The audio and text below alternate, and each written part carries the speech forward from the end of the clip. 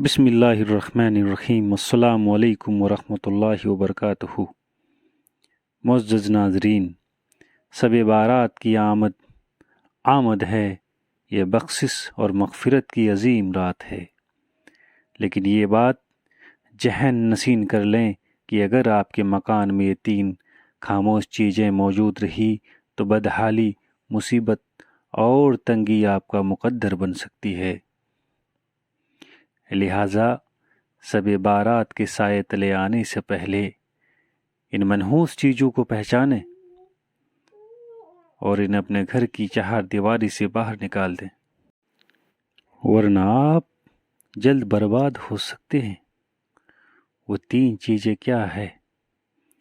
ہر گھر میں ایک چھوٹی سی ایسی چیز ہوتی ہے جو دن بدن آپ کو نقصان پہنچاتی چلی جاتی ہے۔ کیا آپ جانتے ہیں وہ کیا ہے؟ اگر آج اسے گھر سے نہ نکالا گیا تو یہ آپ کے آشیانے میں غربت، بدقسمتی، منفی توانائیوں، نیگیٹو انرجیز اور غیر مرئی مخلوقات کو کھلے عام داخل ہونے کا راستہ دے دے گی۔ کیا آپ نے کبھی غور کیا کہ کچھ گھر ایسے کیوں ہوتے ہیں جہاں قدم رکھتے ہی دل ڈوبنے لگتا ہے؟ ایسا محسوس ہوتا ہے جیسے وہاں کی فضا بوجھل ہو اور ہوا میں کوئی انجانی سی خاموشی تیر رہی ہو۔ بظاہر ہر چیز درست معلوم ہوتی ہے، لیکن پھر بھی سکون کہیں کھو جاتا ہے۔ گھر صاف ستھرا ہوتا ہے، لوگ نمازی ہوتے ہیں، ذکر و اذکار اور استغفار کی صدائیں بھی گونجتی ہے، مگر پھر بھی دل بے چین، نیند ادھوری اور صبح بیدار ہوتے ہی جسم تھکا ہوا محسوس ہوتا ہے۔ ایسا کیوں ہوتا ہے کہ طویل لمبی دعاؤں کے بعد بھی قلب کو اطمینان نہیں ملتا؟ گھر کی خوشیاں جیسے دہلیز تک آ کر راستہ بدل لیتی ہو اور دل کسی اندیکھے بوجھ تلے دبنے لگتا ہے۔ کبھی ہم گمان کرتے ہیں کہ شاید کسی نظر بد لگ گئی یا کوئی بدخواہ انسان ہمارے خلاف سازش کر رہا ہے، لیکن سچ یہ ہے کہ بعض اوقات بڑا دشمن باہر نہیں ہوتا، بلکہ اصل دشمن ہمارے اپنے گھر کی دیواروں کے اندر چھپا ہوتا ہے، اور ہم خود نادانی میں اسے پناہ دیے بیٹھے ہوتے ہیں۔ ہم اپنی کمزوری سے اسے جگہ دیتے ہیں۔ یہ وہ چیز ہے جسے ہم معمولی سمجھ کر نظر انداز کر دیتے ہیں، لیکن در حقیقت وہی چیز روشنی کو اندھیرے میں بدل دیتی ہے۔ یہی وہ عنصر، ایلیمنٹ ہے جو رحمت کے فرشتے کو دور اور شیطان کو آپ کے قریب کر دیتا ہے۔ ایسا نہیں ہے کہ گھر کے افراد برے ہو، لیکن وہ اس چیز کے اثرات سے خود بھی بے خبر رہتے ہیں، اور جب یہ اثرات غالب آنے لگتے ہیں تو انسان کے دل پر بوجھ بڑھنے لگتا ہے۔ ایسا محسوس ہوتا ہے جیسے سانسیں بھاری ہو رہی ہو اور دل کسی انجانے خوف میں گرفتار ہو۔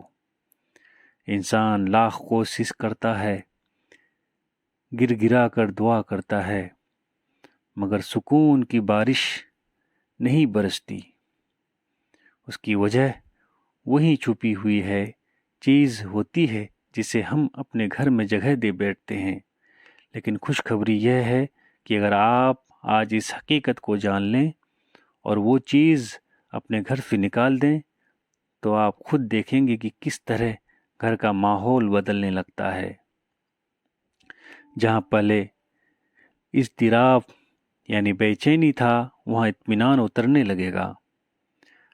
جہاں نچاکیاں تھی، وہاں الفت کی ہوا چلنے لگیں گی۔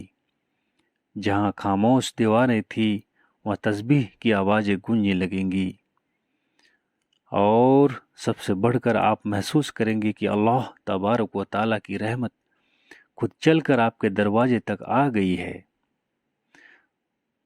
تو آج کی اس ویڈیو میں آپ کو وہ راز بتانے والا ہوں جو شاید آپ کی زندگی کو یکسر بدل کر رکھ دے۔ ایسا راز جو اگر آپ نے آج سمجھ لیا اور اس پر عمل پیرا ہو گئے تو آپ کا گھر بے سکونی سے برکت کی طرف سفر شروع کر دے گا۔ وہ چیز منفی اثرات کو دعوت دیتی ہے، اب وقت آ گیا ہے کہ اسے پہچان کر ہمیشہ کے لیے رخصت کر دیا جائے۔ محترم ناظرین، آج کی یہ ویڈیو میرے ہر بھائی اور بہن کے لیے بہت ہی کلیدی اہمیت کی حامل ہے۔ اس ویڈیو کا ایک ایک لفظ اتنا قیمتی ہے کہ اگر آپ اس کی قدر جان لیں تو آپ اس پر ضرور عمل کریں گے، کیونکہ جانے انجانے میں بہت سی ایسی خطائیں ہم سے سرزد ہو جاتی ہے جن کا ہمیں ادراک یعنی گیان نہیں ہوتا، اور ان کی وجہ سے گھر میں تنگ دستی، غربت اور بے برکتی جڑ پکڑ لیتی ہے۔ اگر ان چھوٹی چھوٹی غلطیوں کو ہم ٹھیک کر لیں تو گھر سے ساری کی ساری نحوست چلی جائے گی، رزق کی تنگی ختم ہو جائے گی، اور انشاءاللہ اللہ کے فضل و کرم سے آپ کے گھر میں برکتوں کے انبار لگ جائیں گے۔ محترم ناظرین، اللہ رب العزت نے انسان کو اس دار فانی نسور سنسار میں بھیج کر زندگی گزارنے کے بہترین طور طریقے سکھا دیے تاکہ وہ اپنی زندگی اور ضرورتوں کو انتہائی آسان انداز میں پورا کر سکے۔ انسانی زندگی کے معاملات، صحت، کامیابی، کاروبار اور دیگر میدانوں میں رہنمائی کے لیے اللہ نے اپنے محبوب بندوں میں سے چند کا انتخاب کیا جنہیں ہم انبیاء کہتے ہیں۔ ان کے بتائے ہوئے ہر طریقے میں نہ صرف برکت ہے بلکہ زندگی کی فلاح اور حقیقی کامیابی پوشیدہ ہے۔ انسان کسی بھی میدان میں کامرانی حاصل کرنا چاہتا ہے تو اسے سیرت نبوی صلی اللہ تعالی علیہ وسلم پر عمل پیرا ہونا پڑے گا۔ اسلامی تعلیمات میں زندگی اور گھر کے سکون کے لیے چند سنہرے اصول بیان کیے گئے ہیں۔ کوئی بھی انسان اگر ان پر عمل کرتا ہے تو وہ اپنے گھر میں سکون پائے گا۔ گھر میں کسی بھی کام کا آغاز کرے تو فوراً بسم اللہ پڑھ کر ہر وقت ذکر الہی میں مشغول رہنا برکت کا باعث ہے۔ آج کل جدید ماڈرن دور ہے تو اکثر لوگ اپنا وقت گزارنے کے لیے فون کا کثرت سے استعمال کرتے ہیں، جس سے نہ صرف وقت ضائع ہوتا ہے بلکہ نیکی کرنے کے لمحات بھی ہاتھ سے پھسل رہے ہیں۔ کوشش کریں کہ جب بھی گھر میں کسی کام میں مصروف ہوں تو استغفر اللہ، اللہ اکبر، الحمدللہ، یا حیو یا قیوم جیسے اذکار نہ صرف اپنی زبان پر جاری رکھیں بلکہ اپنے بچوں کو بھی اس کی تلقین دیں۔ ناظرین، سورۃ المدثر میں اللہ تعالیٰ نے جنتی اور جہنمی کا ایک مکالمہ یعنی سنواد بیان کیا ہے، جس میں جنتی جہنمی سے سوال کرتا ہے کہ کون سی چیز تجھے جہنم میں لے آئی؟ تو وہ جواب دیتا ہے کہ ہم نماز پڑھنے والوں میں سے نہ تھے۔ یہ تو وہ لوگ ہیں جو نماز پڑھتے ہی نہیں، لیکن جو پڑھتے ہیں اور اس میں سستی کرتے ہیں، وقت ضائع کرتے ہیں اور قصداً جان بوجھ کر نماز کو دیر سے پڑھتے ہیں، ان کے لیے بھی ارشاد فرمایا گیا کہ ہلاکت ہو ان نمازیوں کے لیے جو اپنی نماز سے غافل ہیں۔ لہٰذا گھر میں برکت چاہتے ہیں تو نماز کا خاص احترام کریں، نوافل پڑھیں اور سنتیں تو لازمی گھر میں ہی ادا کیا کریں۔ اس سے بہت سے فوائد ہیں ماشاءاللہ۔ ایک تو بچوں کو دیکھ کر نماز کی ترغیب ملتی ہے، دوسرا گھر برکت سے معمور رہتا ہے، گھر میں برکت کے لیے قرآن مجید کی تلاوت کا خاص اہتمام کریں، چاہے تھوڑی ہی دیر صحیح کیوں نہ ہو، لیکن روزانہ کی بنیاد پر ہو۔ آپ چاہیں تو ایک صفحہ تلاوت کریں، لیکن اسے مستقل مزاجی کریں اور اپنے بچوں کو بھی سنائیں تاکہ ان میں ذوق اور شوق پیدا ہو۔ قرآن کی کوئی بھی سورت تلاوت کریں، وہ گھر میں خیر و برکت کا باعث بنتی ہے۔ حضور اکرم صلی اللہ تعالی علیہ وسلم نے فرمایا کہ اپنے گھروں کو قبرستان نہ بناؤ، یقیناً شیطان اس گھر سے بھاگتا ہے جہاں سورہ بقرہ پڑھی جاتی ہے۔ اہل علم فرماتے ہیں کہ جو شخص عشاء کے بعد سورہ واقعہ پڑھتا ہے، اللہ اس کے رزق میں اضافہ فرماتا ہے۔ صبح کے وقت سورہ یاسین اور جمعہ کو سورہ کہف کی تلاوت کرنی چاہیے۔ قرآن میں اللہ تعالیٰ فرماتے ہیں کہ تقوی کے بارے میں فرمایا، سب سے بہترین جاد راہ تقوی ہے اور مجھ سے ڈرتے رہو، یقیناً اللہ کے نزدیک تم میں سب سے زیادہ عزت والا وہ ہے جو پرہیزگار ہے۔ گھر میں برکت کے لیے عمل یہ ہے کہ انسان جس طرح اللہ سے مسجد یا مجمع میں ڈرتا ہے، ویسے ہی گھر کی تنہائی میں بھی تقوی اختیار کرے۔ اپنی اہلیہ، اپنی پتنی، اپنی وائف، بچوں، والدین، پیرنٹس اور بھائیوں بہنوں کے ساتھ حسن سلوک محض اللہ کی رضا کی خاطر کرنا بھی گھر میں برکت کا سبب ہے۔ اس میں کوئی دہرائی نہیں کہ جب انسان مل کر کھانا کھاتے ہیں تو اللہ اس میں برکت ڈال دیتا ہے۔ جب گھر کے تمام افراد، والدین، میاں بیوی اور بچے ایک ساتھ بیٹھ کر اللہ کے نام سے کھانا شروع کرے تو برکت کا عالم ہی کچھ اور ہوتا ہے۔ جدید دور میں یہ روایت ختم ہوتی جا رہی ہے۔ ہر کوئی اپنے کمرے یا اسٹڈی روم میں اکیلا کھانا کھانا پسند کرتا ہے، جو برکت کو دھیرے دھیرے ختم کر رہے ہیں۔ نبی کریم صلی اللہ تعالی علیہ وسلم نے فرمایا کہ اللہ کے نزدیک سب سے زیادہ پیارا کھانا وہ ہے جس پر ہاتھوں کی کثرت ہو۔ صحابہ نے عرض کیا کہ یا رسول اللہ، ہم کھاتے ہیں مگر سیر ترپت نہیں ہوتے۔ تو آپ صلی اللہ تعالی علیہ وسلم نے ارشاد فرمایا، شاید تم الگ الگ کھاتے ہو۔ صحابہ نے کہا جی ہاں، تو آپ نے فرمایا اپنے کھانے پر اکٹھا ہو جاؤ اور اللہ کا نام لو، برکت ڈال دی جائے گی۔ اسلامی تعلیمات سے معلوم ہوتا ہے کہ رزق حلال کی تلاش کے لیے صبح کا وقت بہت مبارک وقت ہوتا ہے۔ ہمارے اسلاف، ہمارے پروج صبح جلدی اٹھتے تھے، فجر کے بعد تلاوت کرتے تھے اور پھر کام پر نکل جاتے تھے اور عشاء کے بعد سو جایا کرتے تھے۔ یہ وہ وقت ہے جس میں اللہ کا فضل سمیٹا جاتا ہے یا سمیٹا جا سکتا ہے۔ آج کل لوگ فجر کے وقت سوتے ہیں اور رات بھر جاگتے ہیں۔ یہی وجہ ہے کہ گھر میں کئی افراد کمانے والے ہیں مگر پھر بھی برکت نہیں، جبکہ پہلے ایک شخص کماتا تھا اور پورا خاندان سکون میں تھا۔ لہٰذا برکت کے لیے صبح جلدی اٹھنے کی عادت ڈالیں، اللہ پر توکل کریں۔ جو اللہ پر بھروسہ کرتا ہے، اللہ بے شک ان کی ہر مراد کو پوری فرماتا ہے اور ان کے تمام معاملات کو کفیل ہو جاتا ہے۔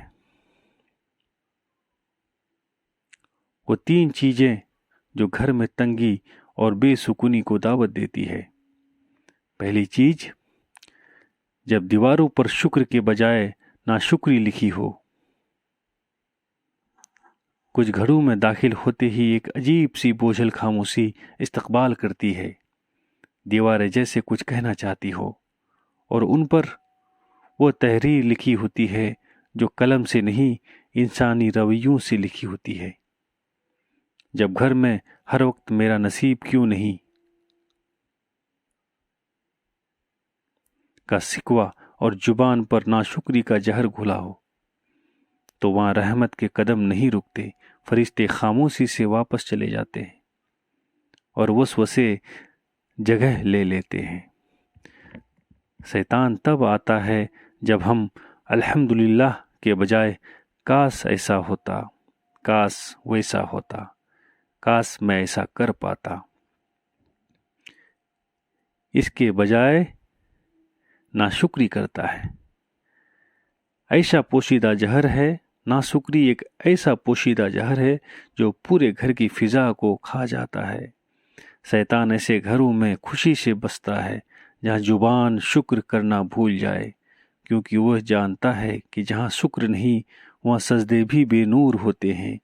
याद रखिए, शुक्र एक रोशनी है जो अंधेरों को पीछे ढकेलती है।